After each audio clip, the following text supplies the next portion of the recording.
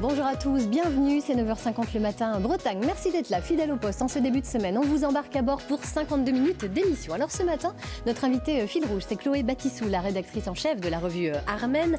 Armen, vous connaissez cette revue qui est l'un des piliers de la presse magazine, sorte d'encyclopédie presque vivante de la Bretagne. La revue Armen éclaire par ses articles approfondis et son iconographie exigeante et soignée. Elle détonne par son fond, sa forme et sa longévité. On l'évoquera avec elle tout à l'heure. Comme chaque lundi également, un coup de projecteur sur les innovations 100% bretonnes avec Stéphane Gramont. Ce matin, une planche de kitesurf évolutive et connectée, une création de la start-up brestoise Innobo. L'un de ses fondateurs, Antonin Raffarin, est avec nous ce matin. Ensuite, Virginie Jourdan nous rejoindra. Virginie, toujours attentive aux questions liées à l'environnement. Ce matin, elle nous dira que la pisciculture, l'élevage de poissons donc, se met au développement durable, histoire de préserver les ressources.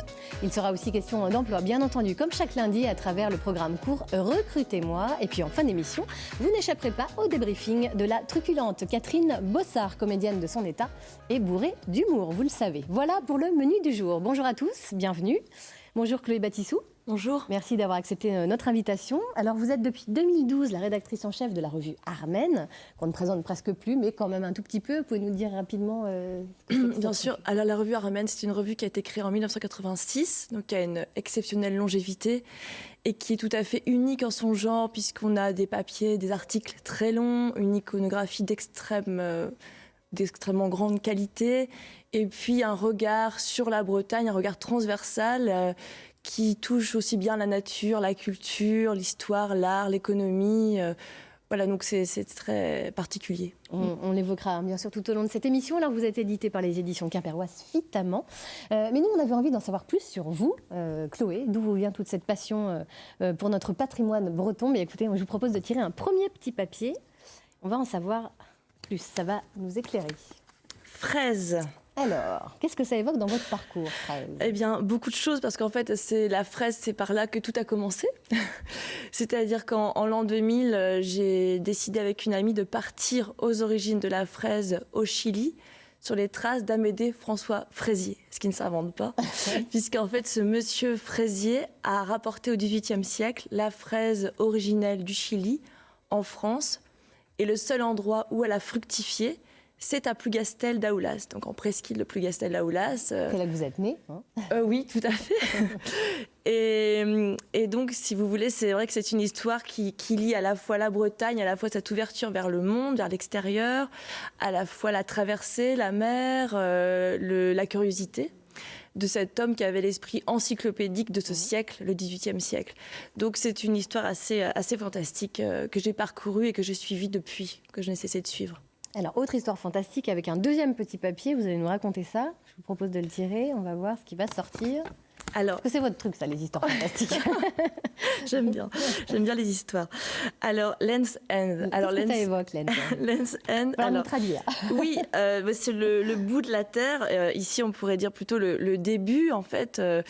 Mais c'est le début ou la fin, voilà, selon ce qu'on souhaite. En fait, c'est un projet réalisé avec un artiste peintre qui s'appelle Mathieu Dorval, et nous sommes allés donc tous les deux visiter, découvrir les caps, les pointes, les îles de l'Europe atlantique, lui s'intéressant davantage aux paysages et moi aux personnes, aux habitants qui y vivent, qu'ils soient gardiens de bergers, harpistes, pêcheurs de pousse-pieds en Galice.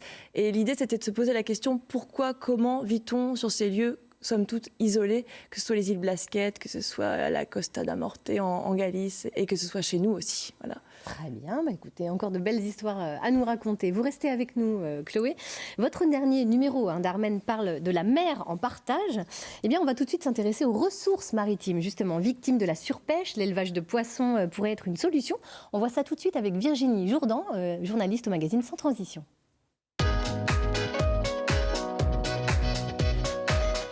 Bonjour Virginie. Bonjour. Alors, vous allez mettre un point sur un sujet qui fâche. Les poissons sauvages se font rares et vous allez nous dire ce matin que l'élevage pourrait être une solution finalement à explorer. Mais d'abord, quel est le constat ? Alors le constat, c'est que on peut commencer juste par la consommation française. Aujourd'hui, en France, donc les consommateurs ont dans leur assiette par an environ 24 kilos de poissons. Donc cela signifie qu'ils sont assez gourmands en produits piscicoles, puisque la moyenne mondiale est de 20 kilos par an et par habitant. Le deuxième constat, c'est WWF, donc l'association de protection des animaux, qui le rappelle. Aujourd'hui, 90% des ressources piscicoles à travers le monde sont en situation de surexploitation ou en voie de l'être.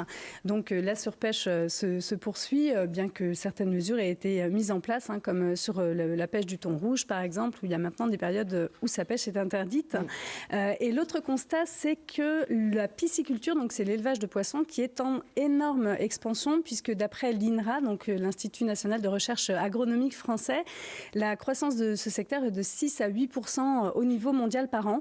Donc voilà, la production de poissons en élevage a vraiment tendance à augmenter énormément. Pour eux, ce serait presque même la filière animale dans laquelle il y a le plus de croissance actuellement. Mais alors c'est un élevage quand même qui soulève pas mal de questions. C'est un élevage qui pose question, puisque comme tout élevage qui est en grosse croissance, on est face à une industrialisation des processus, et notamment à des élevages qui sont intensifs. Donc ces élevages posent question à deux niveaux.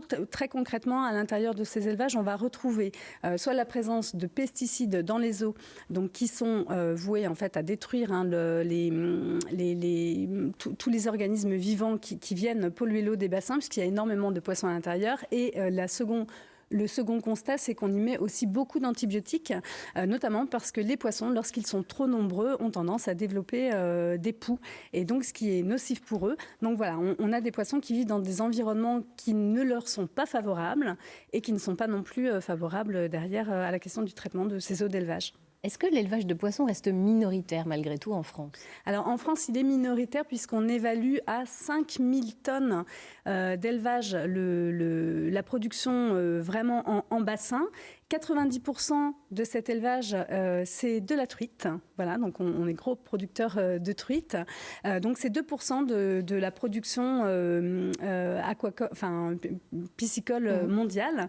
Et juste à titre d'exemple, en 2017, c'est l'INRA qui le disait, puis qui le pointait du doigt aussi. Attention au saumon transgénique, puisque au Canada, il y a 5000 tonnes qui ont été produits en élevage de saumon transgénique au Canada. Donc c'est un peu un cri d'alarme qu'il sonne en donnant ce chiffre. On voit la production du coup française, c'est quasiment l'équivalent de cette fameuse production transgénique au Canada. Alors l'élevage de poissons peut tout de même aussi avoir des avantages. Quels sont-ils ? Vous allez nous expliquer ça ? Alors en élevage, on va essayer de rationaliser un petit peu le processus d'élevage des poissons pour le rendre le moins nocif possible. Alors ça se passe quand même énormément dans les organismes de recherche, et ce n'est pas encore déployé dans tous les élevages, bien évidemment. Donc par exemple, pour éviter le recours aux pesticides, on va avoir tendance plutôt à mettre des petits organismes, des poissons nettoyeurs à l'intérieur des cages qui vont aller se nourrir des parasites, et cela évite de mettre des produits chimiques à l'intérieur des bassins. Des chercheurs sont aussi en train de travailler sur l'introduction d'huile de colza ou d'huile de lin dans l'alimentation des poissons, parce que cela leur permet d'avoir des déjections qui sont moins nocives pour le milieu aquatique et donc pour eux-mêmes, parce qu'il faut le rappeler, dans l'alimentation des poissons, il y a du poisson. Et aujourd'hui, pour produire 1 kg de poisson en élevage, on estime à 1 kg le poids de poisson que l'on doit leur donner à manger, soit sous forme d'huile, soit sous forme de farine. De la même manière, on rappelle à l'INRA qu'il y a 10 ou 20 ans, on était sur un ratio plutôt de 7 kg de poisson pour nourrir et produire 1 kg de poisson qui se retrouve sur le marché. Donc ça a diminué, mais ça continue à poser question, puisqu'en plus, ce kilo de poisson, le plus souvent, il est issu de la pêche. Donc on est un peu sur un cercle qui se mord la queue. Voilà. C'est un cercle vicieux un petit peu. Est-ce que vous avez des exemples de recherches à nous donner très concrètement en Bretagne ? Oui, alors c'est le centre de recherche de Sizun. Donc c'est un centre de recherche de l'INRA. Il est totalement réservé aux poissons, de leur évolution génétique, à la préservation de ce patrimoine vivant, puisqu'ils préservent un certain nombre d'espèces qu'ils reproduisent à l'intérieur de ce centre de recherche. Ils font également donc, des essais en bassin. Alors, ils travaillent sur deux choses. D'abord, ils travaillent sur la récupération des boues de déjection de poissons qu'ils font sécher et qu'ils transforment en engrais. Donc, ils sont en train de tester le potentiel. C'est quelque chose qui est assez en vogue, qui est fait aussi par ailleurs. Tester le potentiel, justement, agronomique des déjections de poissons pour pouvoir nourrir la terre et la production en plein champ. Et puis l'autre volet aussi qu'il développe, c'est l'aquaponie. Donc on en a parlé, c'est la possibilité de mettre des bacs de légumes au-dessus de ces fameux bacs de poissons qui vont aller récupérer notamment de l'azote et du phosphore, puisque les poissons utilisent peu ces nutriments pendant qu'ils font la synthèse de leur alimentation. Donc il y en a pas mal dans leur déjection. Donc là, ce sont les végétaux qui en profiteraient. Et on voit dans ce centre pousser des blettes, des salades, etc., sur de beaux bassins. Donc il y a pas mal de recherches qui vont dans ce sens. Merci beaucoup, Virginie, de nous avoir éclairé sur ce sujet. C'est un sujet que vous auriez pu traiter dans Armen ? Ah oui, tout à fait. Oui, tout à fait, parce qu'en fait, on s'intéresse à la Bretagne en mouvement, la Bretagne qui innove, la Bretagne qui avance et qui se projette vers l'avenir. Donc, tout à fait, ce genre d'expérience nous intéresse fortement, d'autant plus que la pêche, l'agriculture, ce sont vraiment les fers de lance de la Bretagne. Donc, oui, bien sûr. Alors, on va maintenant évoquer un sujet que vous traitez également dans Armen. Là, vous faites votre une sur les Glénans. Eh bien, France 3 Bretagne diffuse également ce soir un documentaire sur les Glénans. Ça s'appelle Les Glénans, une certaine idée de la mer. C'est réalisé par Clarisse Feltin et on en regarde tout de suite un petit extrait.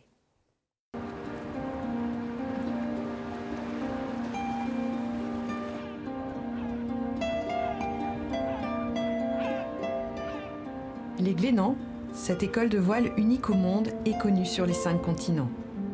Elle a formé durant des décennies des centaines de milliers de marins qui naviguent sur tous les océans. L'aventure a démarré sur les décombres de la Seconde Guerre mondiale. Nous sommes en 1946.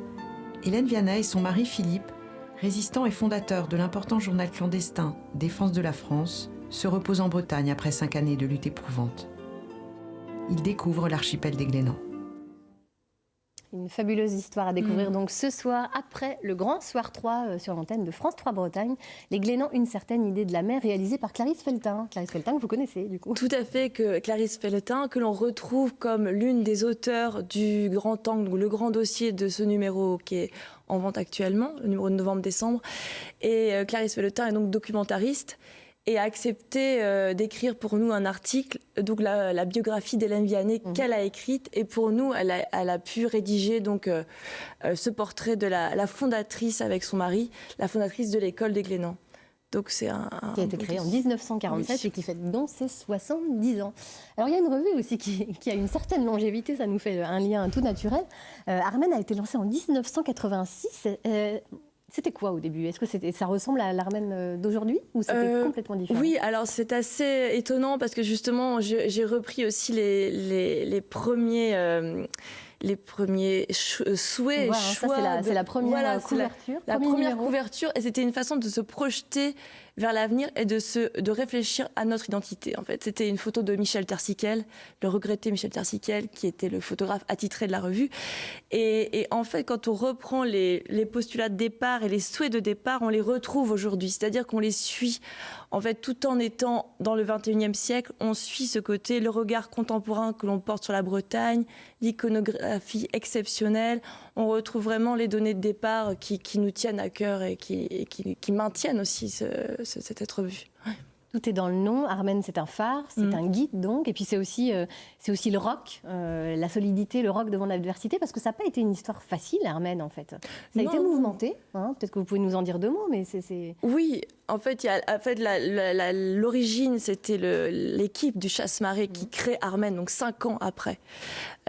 Et donc en 86. Et ensuite, il y a donc jusqu'en 2000. En 2000, il y a une rupture en 2000. Et là, un rachat par les éditions Fitalement, qui aujourd'hui sont propriétaires du titre. Alors pourquoi, à votre avis, Armen a une telle longévité ? Qu'est-ce qui plaît aux lecteurs ? Vous avez des lecteurs très fidèles.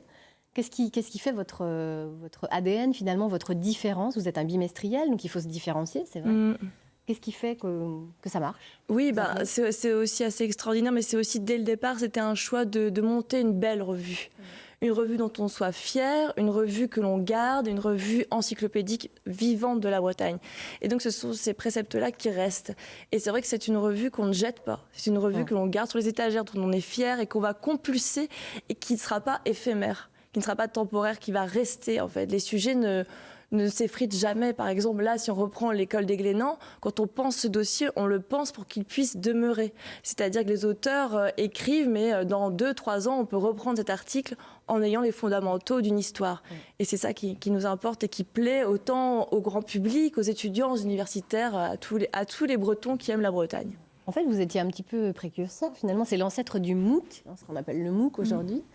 Presque. Ah oui, tout à fait, parce qu'il y avait il y a cette importance accordée au texte long, donc à l'écriture aussi. C'est pourquoi on travaille autant avec des journalistes d'ailleurs qu'avec des écrivains et également des universitaires. Et puis, il y a cette importance accordée à l'iconographie. Donc, nous sommes toujours à la recherche de talents, de photographes, de par le monde d'ailleurs, mais qui ont apporté un regard sur la Bretagne et qui renouvellent le regard que l'on porte sur notre région. Vous avez une spécificité, le récit photo, c'est un peu également une de vos marques de fabrique. Comment vous fonctionnez justement sur ce type d'écriture spécifiquement ? Alors, le récit photo, en fait, c'est l'importance que l'on va donner à un travail de photographe sur un thème particulier. Donc, il va nous raconter une histoire. Et là, je vois les formidables photographies de Sirio Magnabosco, qui est italien, qui vit à Berlin et qui a réalisé un travail sur l'Écosse. Et ça, c'est aussi la chance que l'on a, c'est de pouvoir s'ouvrir aux pays voisins, aux pays celtiques, donc que ce soit la Galice, l'Irlande. C'est cet archipel de nos rêves, comme l'appelait le fondateur de la revue. Et c'est vrai que nous, ça nous fait du bien aussi. Et donc, quand on a vu ce travail-là, on a vraiment eu envie de le publier. Et là où on a cette chance aussi, c'est que Armen, c'est un sésame. En fait, quand les photographes de par le monde voient la revue et la qualité, ce qui devient de plus en plus rare aujourd'hui, eh bien, ils disent oui. Et nous, ça nous permet de faire découvrir aux lecteurs des talents qui sont ici et qui sont un peu plus loin, mais qui tous portent un regard sur les régions qui nous tiennent à cœur. Alors, vous avez aussi une spécificité, vous fonctionnez sans subvention, ce qui est quand même assez rare aujourd'hui dans la presse magazine. Comment vous faites économiquement pour Alors, tenir ? oui, économiquement, en fait, le socle fondamental, ce sont vraiment les abonnés. Et d'ailleurs, il y avait un slogan de départ qui m'a fait sourire parce que je trouve d'actualité. C'était « Lire Armen, c'est bien, s'abonner, c'est mieux ». Et en fait, c'est tout à fait le cas. En fait, on est vraiment... On remercie infiniment nos abonnés de continuer d'être aussi fidèles. Et évidemment, on est aussi à la recherche d'autres personnes qui vont s'abonner, qui vont abonner. Là, la période de Noël est propice voilà, à ça, propice. pensez aux cadeaux. Bon, vous restez avec nous, Chloé. Je vous propose un petit tour au château. Alors, cette fois-ci, nous allons partir du côté de Saint-Brice-en-Cogle. C'est la belle histoire que nous raconte Catherine Carlier, qui a mené, pour l'occasion, une vie de châtelaine. Vous allez voir ça.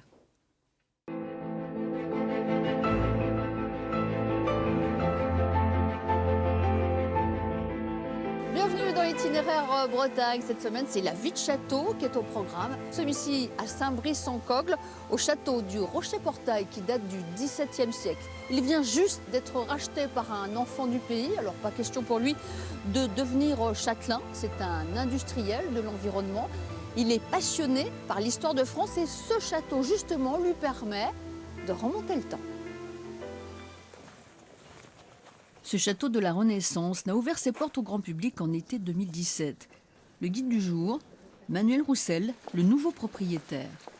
Aussi incroyable que cela puisse paraître, le château et son mobilier ont traversé 400 ans sans dommage. C'est un véritable musée sur l'histoire de France.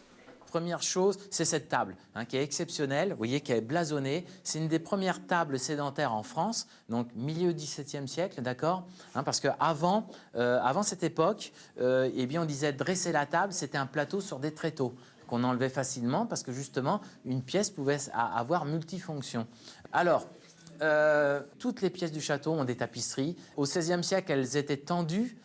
Et puis au XIXe siècle, ils les ont encadrées, vous voyez, à la mode. Et d'ailleurs, regardez celle qui est la plus importante, c'est un cadre de Versailles. Alors là, nous sommes dans le grand salon. Alors le grand salon, on parle de... Il a été intégré au programme, il existe toujours ce pavillon. Parce qu'il y en a, vous allez voir, il y en a... Nous avons visité un certain nombre de châteaux et je crois que c'est la première fois que l'on voit quelque chose d'exceptionnel en fait, qui qui est dans son jus, qui a conservé tout son mobilier. Donc là, nous allons passer dans la salle de billard parce que une pièce plus dédiée aux hommes. Alors, au passage, vous remarquerez que chaque pièce du château a un style de parquet différent. Il est passionné, donc il fait partager sa passion. Donc il communique très bien là-dessus et on se prend au jeu forcément. Moi, je trouve ça fabuleux de voir des personnes comme ça qui ont le courage et le mérite, si vous voulez, d'entretenir ses propriétés et puis de s'investir, c'est surtout ça. Je le fais pas, vous voyez, je le fais vraiment par plaisir de partager. Parce que, voilà, moi, je suis Mais juste avant de terminer la visite, la question subsidiaire. Il est à vous. Comment avez-vous pu financer? Alors, non, pas du tout. Non, j'ai travaillé très dur, effectivement, et j'ai la chance. Donc, j'ai créé ma première entreprise quand j'étais encore étudiant en école d'ingénieur. Vous voyez, j'ai emprunté pour faire mes études d'ingénieur. Et puis, ben voilà, j'ai créé ma première entreprise dans l'environnement il y a 18 ans.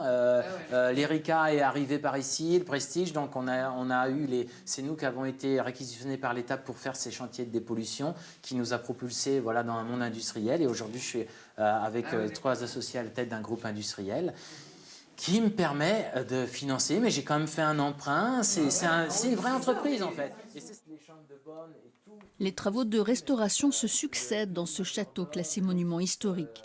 Cette artiste peintre travaille ici depuis 10 mois. Elle imagine encore 200 heures de travail pour terminer la restauration des peintures anciennes de la chapelle. Le but de la restauration de ce plafond, c'est de le conserver et de le nettoyer. Et puis redonner son éclat d'origine, en fait. Voilà. Ce verrier d'art, lui, va s'attaquer aux vitraux des 200 fenêtres de l'édifice, déjà toutes repeintes en ocre, la couleur d'origine. Les récents travaux de maçonnerie ont révélé des trésors. Sous les gravillons est apparu un sol du XVIIe siècle, ce qui est unique en Bretagne. Quand on a déposé ce gravier, on s'est aperçu qu'on avait une calade d'origine en place, un peu désorganisée. Donc on a tout déposé, on a fait un relevé topographique pour bien respecter tous les niveaux d'origine. Et puis on a nettoyé toutes les pierres, criblé, nettoyé, refait les fonds de forme, reposé à l'identique et puis renfermé l'ensemble d'un coulis de chaux qu'on a lavé. Et on obtient la cour d'origine. Donc c'est quand même quelque chose d'exceptionnel. Pour financer l'entretien et la restauration de ce patrimoine, les visites sont essentielles. Alors le château joue sur une carte de visite. Être le Downton Abbey français, en référence à cette série anglaise à succès qui évoque la vie au XIXe siècle et les relations entre aristocrates et serviteurs.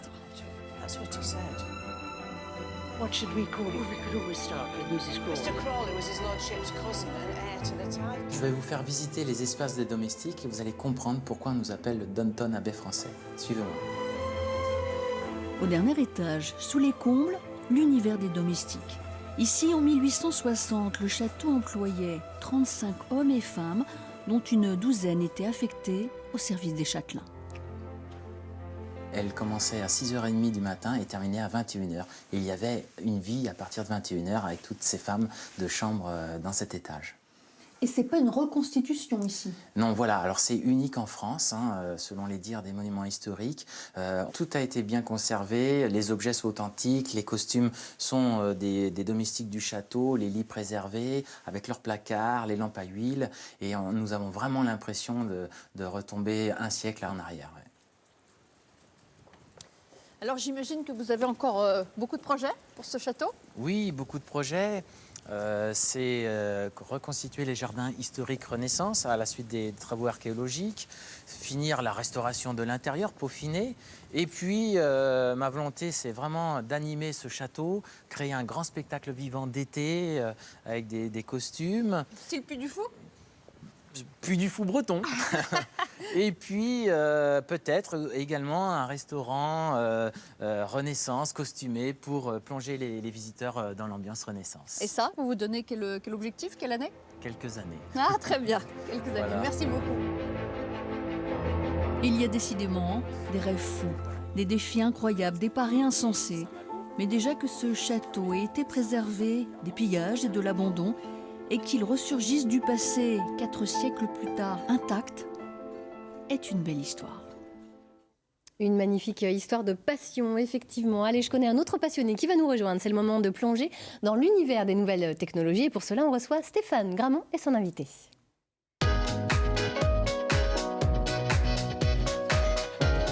Bonjour Stéphane, bonjour. Passionné évidemment, vous aussi. Hein, oui, on est entouré de passionnés ce matin.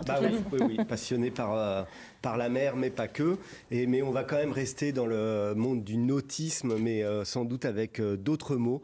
Parce qu'avec Antonin, on va parler de pop, de straps, de deck, de board.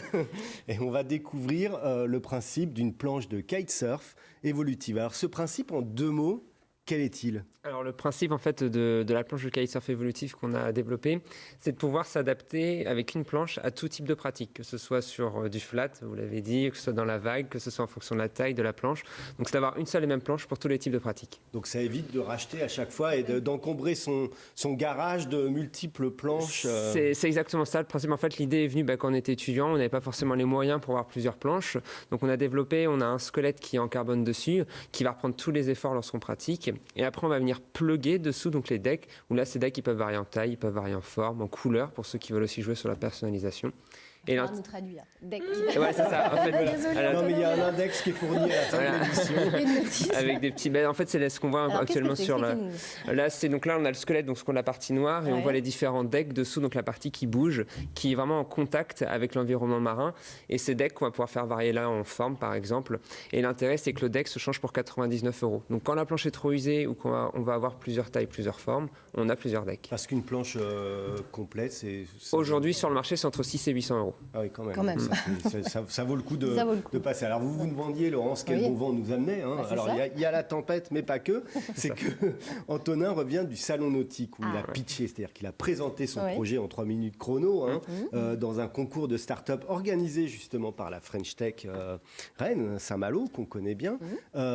Et puis vous êtes un des 4 lauréats, c'est-à-dire que votre innovation, vous êtes les seuls à faire ça ? C'est ça, pour l'instant on est vraiment les seuls en fait à être sur le terrain. Je travaillais avant dans une entreprise de production de kitesurf en Chine où j'avais pu voir les moyens utilisés et voir comment ils allaient, dans quel sens ils allaient innover. Donc on a complètement changé de stratégie, complètement parti sur un autre domaine.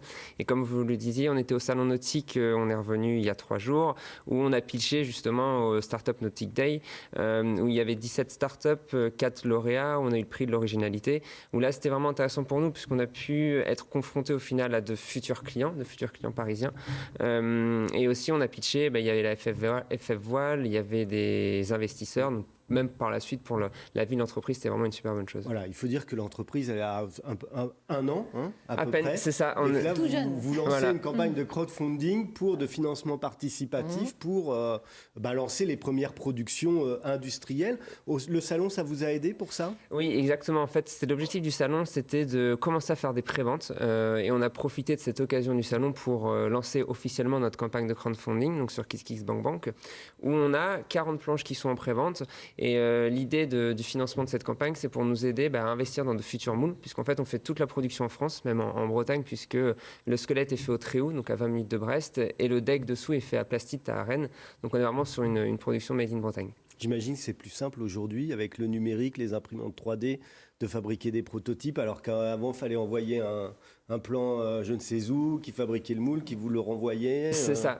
On a beau avoir un produit, donc on ne pense pas forcément au côté numérique avec notre planche de kitesurf, mais en fait, derrière la production, tout est numérique. Je pense notamment à l'entreprise qui fait nos squelettes, où là, nous, on simule numériquement d'abord en 3D. Après, on va venir projeter avec un laser pour faire la découpe. Même nos découpes sont faites avec une fraiseuse numérique. Donc au final, même si quand on pense numérique, on pense souvent connecté, il y a aussi la production derrière, donc l'industrie 4.0, où là, le numérique a un rôle très important.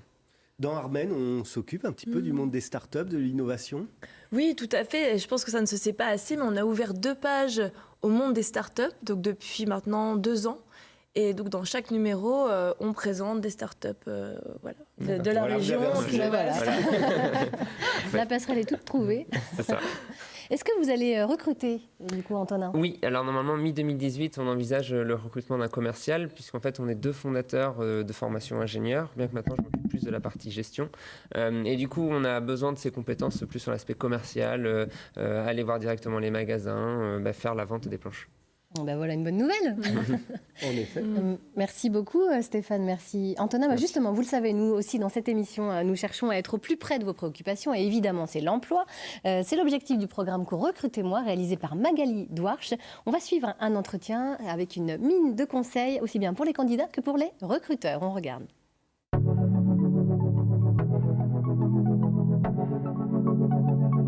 Vous allez assister à un entretien de recrutement avec Immergence, une entreprise spécialisée dans la gestion de vos contrats en matière de sécurité, de maintenance et d'obligations réglementaires. Sophie Berthaud, dirigeante et fondatrice, recrute un chargé de suivi clientèle. Hélène Devy, forte de ses expériences dans l'assistanat commercial, souhaite évoluer à travers un nouveau poste qui lui permettrait d'aller à la rencontre de clients sur le terrain. Merci d'avoir répondu à notre offre et d'avoir accepté l'entretien. Avec tout ce que vous avez vu là, la présentation, l'annonce, les différents échanges qu'il y a pu, enfin le questionnaire avec les différents échanges, comment vous percevez notre métier ? Même si c'est une petite structure, ça donne tout de suite l'impression que c'est une entreprise qui est un peu différente, qui est dynamique. C'est difficile d'avoir une perception de l'entreprise dès le démarrage de l'entretien. Ce qui m'intéressait, c'était de voir si elle s'était intéressée à l'entreprise déjà avec l'annonce et si elle avait eu la curiosité d'aller voir un petit peu par elle-même qui on était. Avant d'aller chez le client, il me faudra une préparation aussi de bureau en amont parce qu'on ne peut pas aller de but en blanc, je pense, devant le client. Alors, vous êtes 100% déplacement ou moitié-moitié, enfin, comment vous imaginez vos... Idéalement, je me dis j'aimerais bien avoir 30 à 40% de bureau et... J'ai eu un entretien précédemment où on m'a reproché justement de ne pas avoir d'expérience sur le terrain. Et en fait, j'ai vraiment envie de prouver que j'ai envie d'aller faire du terrain. Et par cette façon-là, en fait, j'ai essayé de lui faire passer que j'en étais capable. En fait. Dans les expériences de vente que vous avez eues dans vos différentes expériences, là, vous étiez quel type de commercial quand vous aviez le client en face de vous ? Je sais que... Ils aimaient bien ma réactivité, donc des clients ça parle entre eux, donc s'ils disent bah tiens elle est très réactive, je vais t'appeler. Vraiment la réactivité qui pour vous. Alors, ça ne répond pas à ma question à la base. C'est intéressant, mais c'est pas. Vous êtes quel type de personne quand vous êtes avec un client ? En tant que candidat, ne laissez aucune place au doute quant à la compréhension de vos réponses. Pour en être sûr, n'hésitez pas à le vérifier en demandant tout simplement: ai-je bien répondu à votre question ? On est en train de mettre en place un outil informatique qui va être normalement opérationnel premier trimestre 2018. Dans les tâches que vous allez avoir à faire, c'est aussi de leur vendre cet outil-là. Est-ce que vous avez déjà fait ce genre de choses ? Présenter un outil informatique ? Non, Vous l'avez jamais fait ? jamais fait. Quand on me demande si j'ai déjà vendu ce genre de choses, je préfère être honnête, lui dire que ça n'a pas été le cas. Parce qu'après, j'ai pas envie de me mettre dans une situation mal à l'aise et je pense que l'honnêteté, ça a toujours payé dans tout ce que j'ai entrepris dans la vie, donc je préfère être honnête. Vous deviez me décrire votre dernier patron, un petit peu me parler de lui, qui il était et les relations que vous aviez avec lui. C'était quelqu'un qui était à notre écoute. Elle travaillait avec nous au quotidien, donc elle savait les problèmes auxquels on était confrontés. Quand je pose la question à la fin à Hélène de me décrire son dernier patron, l'objectif pour moi, c'est de mieux comprendre quels sont les types de managers qu'elle apprécie ou à l'inverse ceux qu'elle n'apprécie pas pour pouvoir me faire une opinion de savoir comment je devrais me comporter avec elle plus tard. Au cours de cet entretien, Hélène sait qu'elle manque d'expérience sur la partie contact clientèle. Elle tente de montrer sa motivation en mettant en avant sa personnalité, ce qu'elle fait extrêmement bien. Une lettre de recommandation attestant sa capacité à gérer une relation clientèle l'aurait sûrement bien avantagée. Est-ce que vous pouvez m'en dire plus sur votre dernier patron ? Pas facile ça comme question. Non, pas facile. Hein. On n'aimerait pas être tous confrontés. En tout cas, moi je dirais rien. Nous, on va pas parler de votre patron, Chloé, mais on va parler de l'indexation numérique d'Armen que vous menez depuis 1900. En fait, sur les articles depuis 1986, c'est incroyable quand même. Donc tout est vraiment numérisé aujourd'hui. Oui, en fait. Tous les articles d'Armen, un par un. C'est lorsqu'on a fêté l'anniversaire du numéro 200, parce qu'il y a eu beaucoup d'anniversaires ces dernières années. Il y a eu le numéro 200 et le numéro des 30 ans. Et pour le numéro 200, on a souhaité enfin mettre l'indexation à la portée de tous. C'est-à-dire que chaque article a été référencé est consultable sur le site internet d'Armen, armen.vzh.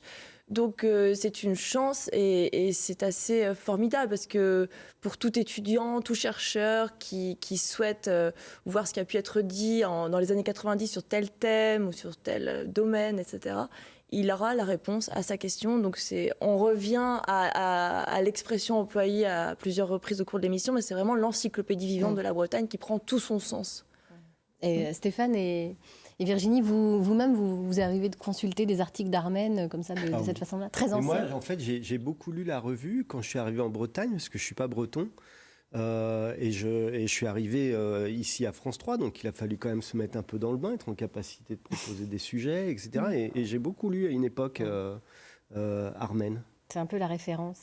Virginie, pareil. Moi, j'étais tombée sur un numéro qui parle du Mont-Dol, qui est un endroit donc, dans le nord du département, qui a une histoire parce qu'au moment de la préhistoire, il y avait des chevaux, c'était un lieu d'hôtel aussi. C'était un lieu impressionnant. Alors en revanche, je ne savais pas que tous les articles étaient aujourd'hui disponibles en ligne, je l'apprends. Et de savoir que tout ce patrimoine est ouvert, c'est très impressionnant. Donc je vais me dépêcher d'aller voir tout ce qui se trouve à disposition. Quand on s'abonne, on a l'accès libre. C'est ça, l'accès libre. Les avantages. Oui, non, on peut pas. Ah oui, voilà. Mais après, c'est selon. On peut aussi consulter le début de l'article et pour aller plus loin, on peut acheter aussi à l'article. Enfin, c'est vraiment très facile d'accès. Et puis, oui. Un peu à la carte. Alors vous, il y a des sujets qui vous ont plus marqué que d'autres, forcément. Pouvez-vous nous en citer quelques-uns, les plus marquants pour vous? À la vérité, tous les sujets me marquent parce qu'on y travaille tellement on les aime, on les défend.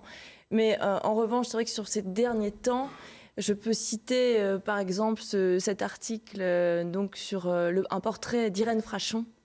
Donc faut-il la présenter encore Peut-être quand même.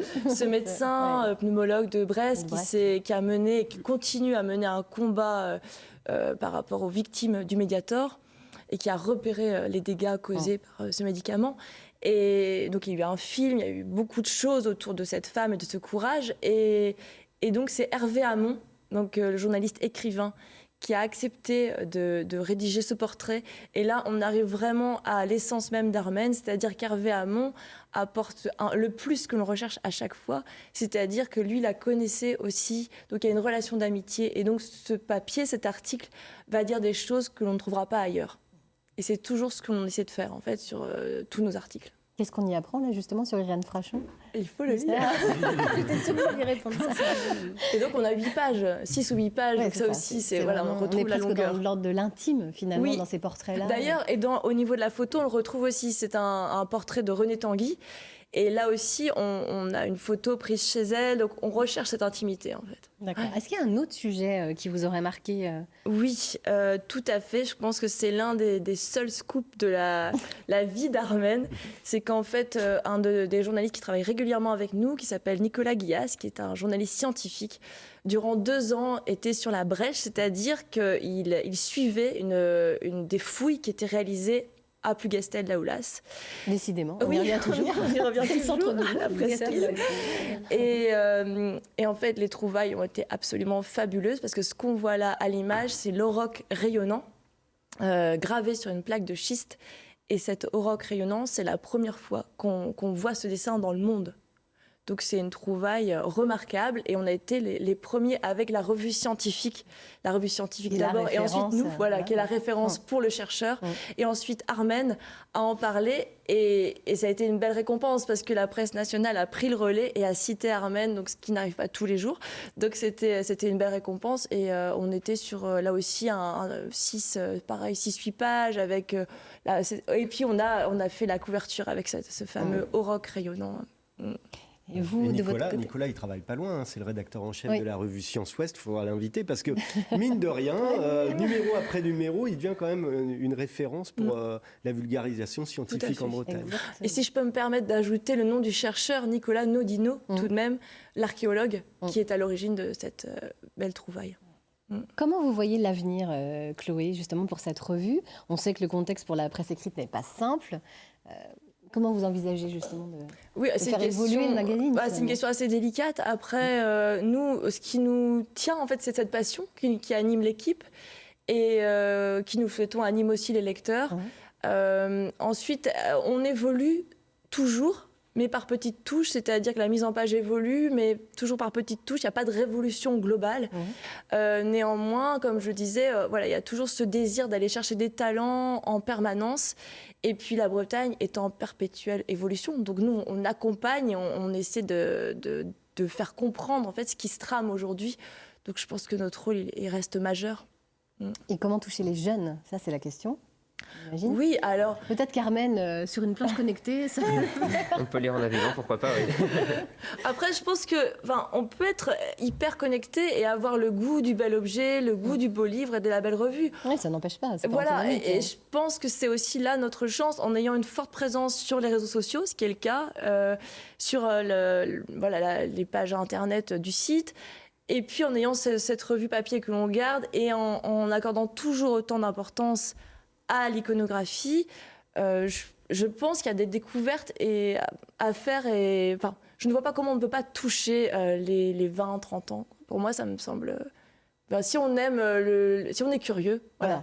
Et si on est curieux de sa région et du monde qui nous entoure. Et de passion. Antonin, vous connaissiez, vous, Armel? Oui, je connaissais de nom, mais pour rebondir justement sur le côté digitalisation, je pense qu'aujourd'hui, notamment, je vois les images à l'écran, je pense que c'est important, quand on a des belles images, de l'avoir dans les mains, de l'avoir en version papier. Moi, le premier, des fois, quand j'ai des longs contrats à lire, je préfère l'imprimer, bien que c'est pas bon pour l'environnement, mais l'avoir le côté papier, pouvoir surligner dessus, pouvoir écrire, c'est important.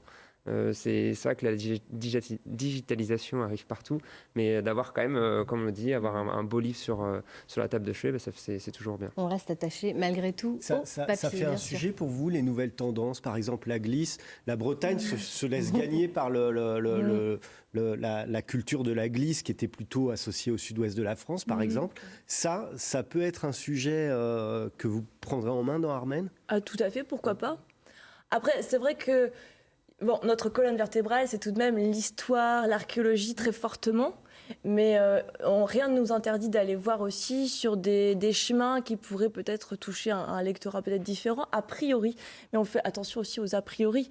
Et quand on a fait notre numéro aussi sur la mode, la haute couture qui s'inspire de la Bretagne, le numéro des 30 ans, en fait, on part toujours. Ce qui est intéressant, c'est qu'on part toujours du passé, de nos racines, et on se projette dans l'avenir. Donc là, on ferait la même chose, comme pour les Glénans. On va rechercher dans l'histoire les fondamentaux, ce qui nous tient, et notre présent, et vers où on tend, ce qui se dessine à l'horizon. Et ce qu'on ne sait pas forcément, mais qu'on peut essayer de... Jean Livreau est l'un des auteurs aussi réguliers de la revue. On est vraiment dans la prospective également. Merci à tous. Débat passionné ce matin. Je vous propose qu'on reparte vers Brest, puisqu'on en parlait tout à l'heure, avec la série À travers champs de Gilles Lemorvan et Thierry Bouilly, qui nous offre une balade en musique.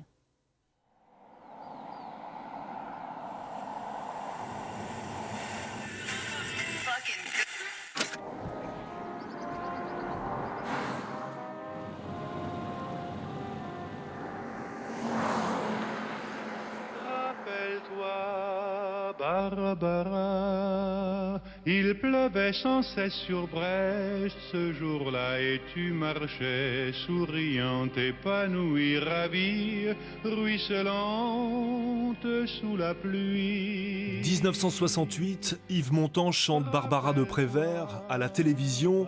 La musique est signée de Cosma. Il pleuvait sans cesse sur Brest et je t'ai croisé rue de Siam. Tu souriais et moi je souriais de même. Le poème, qui sera aussi interprété par Reggiani Mouloudji, les frères Jacques, a été publié en 1946, au lendemain de la guerre et des bombardements qui ont défiguré la ville de Brest. Rappelle-toi quand même ce jour-là, n'oublie pas. En quelles circonstances avez-vous écrit votre poème Barbara? En général, quand on me pose une question, je m'en souviens plus. Mais là, je me rappelle très bien. C'était pendant cette guerre, c'est peu après le bombardement. J'habitais le 15e arrondissement. J'étais triste à cause de cet événement. L'interview date de 1964. Au journaliste qui l'interroge, Prévert parle de son attachement pour Brest, une ville qu'il connaît bien pour être venu dans le Finistère avant la guerre avec son ami, le peintre Tanguy. Ce qui s'est passé ici l'a donc bouleversé. Pour mémoire, 165 bombardements, notamment en 1944, pour reprendre la ville aux Allemands. Brest est en ruine. Le port magnifique, ouvert sur l'Atlantique, n'est plus qu'un désert. Je suis allé le plus vite possible après. Et j'ai vu que peut-être j'avais exagéré en écrivant « Il n'en reste rien », mais je dois dire qu'il n'en restait pas grand-chose. La rue de Siam, orgueil de la marine, est bordée de squelettes. Et voici ce qui reste de Brest. Je me rappelle surtout la rue de Siam. Il y avait une voiture accrochée au 4e étage. Et partout, c'était épouvantable. Mais il y avait la vie. Il y avait une fête foraine déjà qui reprenait. Le poème commence par raconter les retrouvailles entre un homme et une femme, l'insouciance de l'instant, petit bonheur fugace, saisi dans la rue de Siam.